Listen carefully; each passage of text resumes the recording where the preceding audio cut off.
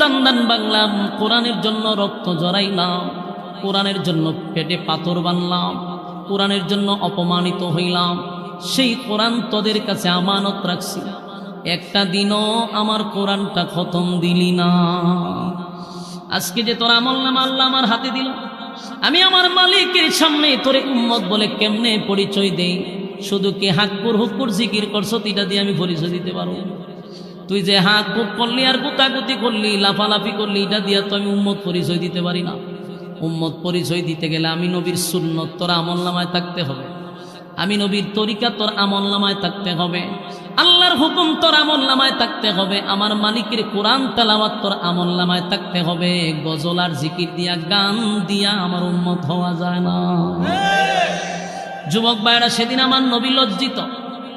কেন লজ্জিত? আমার উম্মতের আমলনামায় একটা কোরআনের খতম নাই রে, একটা কোরআনের খতম নাই। নবী আফসোস করে বলবে, হায় উম্মত, কি করলি, একটা কোরআনের খতমও দিতে পারলি না।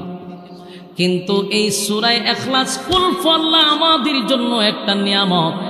যদি কোনো বান্দা বান্দি সূরা কুল ইখলাস মানে কুল আল্লাহ সূরা যদি একবার পড়ে 10 পারার সওয়াব পাওয়া যায়, 2 বার পড়লে 20 পারা, 3 বার পড়লে একটা খতমের সওয়াব আল্লাহ তার আমলনামায় দেয়।